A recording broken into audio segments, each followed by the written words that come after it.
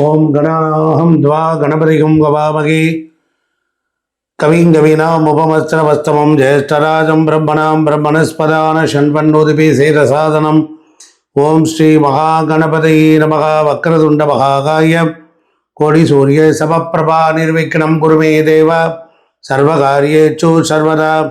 மூஷிக வாகன மோதக ஹஸ்த சாமர கர்ண விளம்பித சுத்ர வாமன ரூப மகேஸ்வர புத்திர ஸ்ரீ விக்ன விநாயக பாத நமஸ்தே. சிவம் சாந்தம் ஜெகநாதம் லோகானுக்கிரக காரணம் சிவமேதபத நித்யம் சிகாராய நமோ நமக. வாகனம் ரிஷபோயஸ்ய வாசுகி கண்டபூஷணம் வாமே சக்திதரம் தேவம் பகாராய நமோ நமக.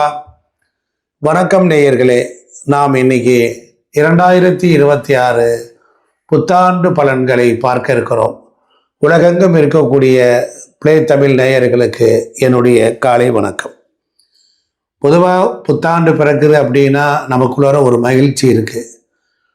அந்த ஆண்டிலாவது நமக்கு ஒரு நல்ல வாழ்க்கை திருப்புமுனை அமைந்து விடாதா, நமக்கு ஒரு சாதகமான பலன்கள் எதுவும் கிடைத்து விடாதா, அப்படி நாம் முன்னேறி விட மாட்டோமா, ஒவ்வொரு ஆண்டும் நினைத்தது நடந்து விடாதா, கஷ்டமெல்லாம் தீர்ந்து விடாதா, புதிய மனிதராக உல்லாசமாக மகிழ்ச்சியாக வாழ்வதற்கு ஒரு வாய்ப்புகள் இறைவன் தரமாட்டாரா அப்படின்னு எல்லாரும் ஒரு ஆர்வத்தோடு இருப்பாங்க.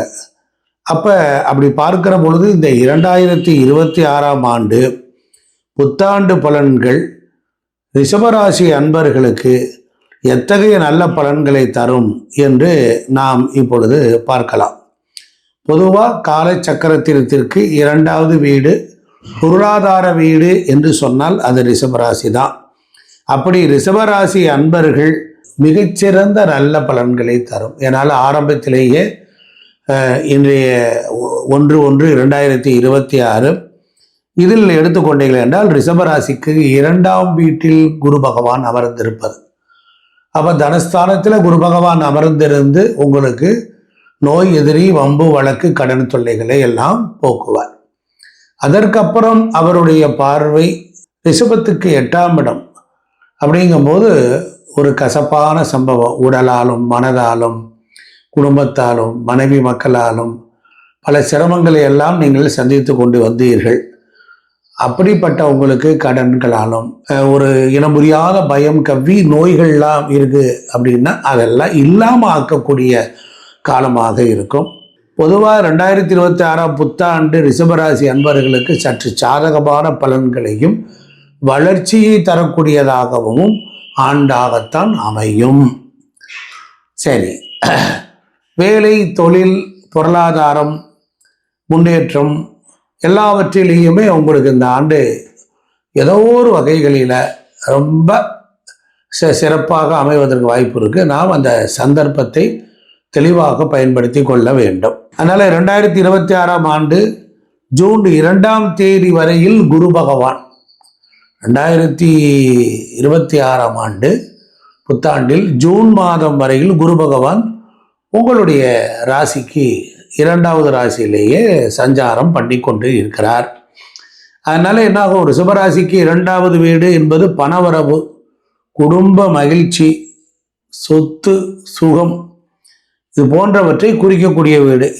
இந்த வீட்டில் இந்த இடத்துல குடும்ப குருவாக இருந்து மிதுன ராசிக்கு அமர்ந்திருக்கிற குரு ரிஷபத்திற்கு 8வது வீடு தீய ஆதிபத்திய பலனை தருவதாக இருந்தாலும் அவருடைய பார்வையினால எந்த வீட்டை பார்க்கிறாரோ அந்த வீட்டை மங்களகரமாக மாற்றி விடுவார்.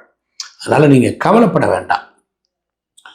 அக்டோபர் மாதம் 31, அதாவது அக்டோபர் 31/10/2026 உங்கள் ராசிக்கு 3வது ஸ்தானத்திற்கு குரு பகவான் பயிற்சி ஆவார். ரிஷபத்திற்கு 3ஆம் இடம். அந்தணன் 3இல் ஏறி அமர்ந்திட பயம் வரும், இனம் புரியாத பயம் வரும். அதுலேயும் உங்களுக்கு ஜாதகருக்கு சில பேருக்கு இடமாற்றங்கள் உண்டாகும், தொழில் மாற்றங்கள் உண்டாகும். ஒரு கடனில் இருந்து சித்திரவதைப்பட்டு சீரழிஞ்சு வீட்டை விட்டு ஓடி போகக்கூடிய நிலையிலே இருக்கக்கூடியவர்கள், அப்படிப்பட்டவர்களுக்கு ஒரு இடம் மாறுதலால் ஜாதகரை ரொம்ப கண்ணியமாக வைத்திருப்பார். நல்ல நண்பர்கள் மூலமாக உங்கள் வாழ்க்கையில் ஒரு ஒளி விளக்கு ஏற்றப்படும். உங்கள் பொருளாதாரம், உங்கள் கஷ்டத்திற்கு ஒரு இரக்க சிந்தனையை உங்கள் நண்பர்கள் மூலமாக இந்த குரு பகவான் அருளி தந்து உங்களை சிரமக்கட்டில் இருந்து, சிரமமான சூழலில் இருந்து உங்களை ஓரளவுக்கு ஆறுதலாக்கி கொடுக்கக்கூடிய சூழலை இந்த குரு பகவான் செய்வார். அதனால 3ஆம் இடத்துக்கு வரக்கூடிய குரு வேற மாதிரி செய்வார். அது மட்டும் இல்லை, 3வது ஸ்தானம் உங்களுக்கு ஒரு தைரியம், தன்னம்பிக்கை, அது மட்டும் சகோதரர்கள் மற்றும் உறவினர்களை குறிக்கக்கூடியது. அவங்களுக்கும் சாதகமான பலன்கள் தான் தருவார். அதுல எல்லாம் மாற்றமே கிடையாது. சனி பகவான் எடுத்துக்கிட்டீங்கன்னா உங்களுக்கு ரொம்ப அற்புதமான முறையில் உங்களை காப்பாற்றுவார் இந்த ஆண்டு முழுவதும். ஜூன் அக்டோபர் மாதத்திற்கு பிறகு ஜூனுக்கு பிறகு இந்த குரு அந்த மாற்றங்கள் சொன்னேன். அக்டோபருக்கு பிறகு குருவினுடைய பார்வை சனீஸ்வர பகவான் மீது விழுகிறனால உங்கள் ராசிக்கு 11ஆம் இடத்தில் இருக்கக்கூடிய சனி பகவானை பார்க்கிற போது புதிய தொழில்கள், புதிய வேலை வாய்ப்புகள், புதிய முன்னேற்றங்கள் எல்லாம் கிடைப்பதற்கு வாய்ப்பு உண்டு. அப்போ சனி பகவான் ரிஷப ராசிக்கு 11ஆம் இடத்தில் அமர்ந்து பணவரவை அதிகரிக்க செய்வார். எப்பொழுதுமே சனி பகவான் இருந்த வீட்டை விருத்தி செய்வார், கொஞ்சம் ஸ்லோவாக பண்ணுவார். ஆக எதிர்பாராத விதமாக பணவரவுகள் எல்லாம் அதிகரிக்கக்கூடிய ஒரு ஆற்றல் உண்டு. இந்த ஆண்டு முழுவதும் சனி பகவானினுடைய ஆதிக்கம் காரணமாக தொட்டதெல்லாம் தொடங்கும், தொட்டதெல்லாம் பொன்னாகும். தொழில் மற்றும் உத்தியோகம் சனி பகவான் உங்கள் ராசிக்கு சாதகமான நிலையில இருப்பதினால நீண்ட நாட்களாக எதிர்பார்த்திருந்த ஊதிய உயர்வு கிடைக்கும். நீண்ட நாட்களாக எதிர்பார்த்திருந்த ஊதிய உயர்வு கிடைக்க வாய்ப்பு இருக்கிறது. பாருங்க, தொழில் மற்றும் வியாபாரத்தில் இருப்பவங்களுக்கு ஒரு புதிய திட்டங்கள் மூலம் நல்ல லாபங்கள் கிடைக்கும். இதெல்லாம் நீங்கள் கண்கூடா பார்க்கலாம். உங்களுடைய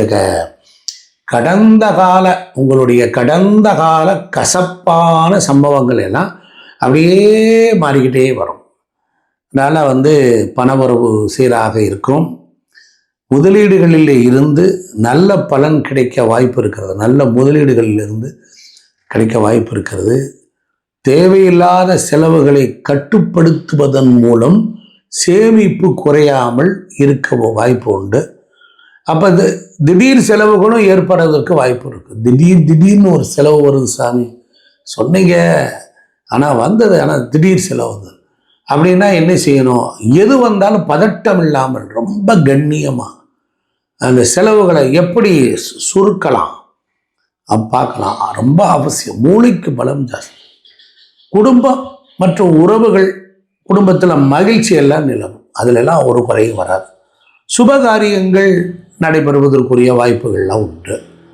அதுக்கப்புறம் அந்த கணவன் மனைவி எங்கே சாமி கீரியும் பார்ப்பா, நான் படுத்தா அவள் எழுச்சிக்கிறா, அவள் படுத்துக்கிட்டான்னா நான் இருக்கேன், இப்படியே மாறி மாறி வந்தார். நோய் நொடிகள், ஒருத்தருக்கு ஒருத்தர் சண்டை சச்சரவு, முடியல, விட்டு கொடுத்து போக முடியல. நானும் கொஞ்சம் கோவப்பட்டுறேன், திட்டிப்படுறேன், அவளை பார்த்தாலும் பாவமாக இருக்குது, என்ன செய்யுது அப்படிங்கும்போது அதெல்லாம் கொஞ்சம் ஒற்றுமைகளாக இப்போ கொஞ்சம் அதிகரிக்கும்.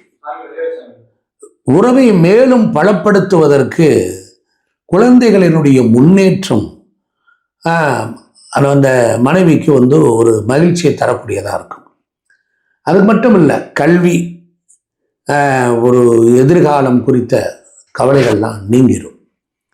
சரி, ஆரோக்கியத்தை பொறுத்த வரையில் பெரிய அளவில் ஒரு பிரச்சனைகள் எதுவும் இருக்காது. சரி, இந்த போதிலும் கூட சின்ன சின்ன விஷயங்களில் கூட நீங்கள் கவனமாக இருந்தீங்க அப்படின்னா ஒன்றும் பெரிய அளவோ பிரச்சனை இல்லை. உணவு கட்டுப்பாடு ரொம்ப கவனமாக இருக்கும். நான் அந்த ஒரு விழிப்புணர்வு தானே வெளியே. உணவு கட்டுப்பாடு, உடற்பயிற்சி, வாக்கிங்கு, ஜாக்கிங்கு இதெல்லாம் இருந்துச்சு அப்படின்னா உடல் நலத்தை பாதுகாக்குது. 2026 ரிஷபராசிக்காரர்களுக்கு மனதையே அமைதியாக வைத்து கொள்ளணும். ஆமாம், தியானம் பண்ணணும்.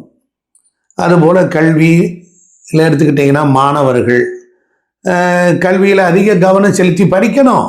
ஆமாம், அப்போ தான் நல்ல மதிப்பு. ஏன்னா கேது உட்காந்துருக்கார், அவர் கவனம் இல்லாமல் கான்சன்ட்ரேஷன் இல்லாமல் அவர் ஒரு பித்து பிடிக்க விடுவார்.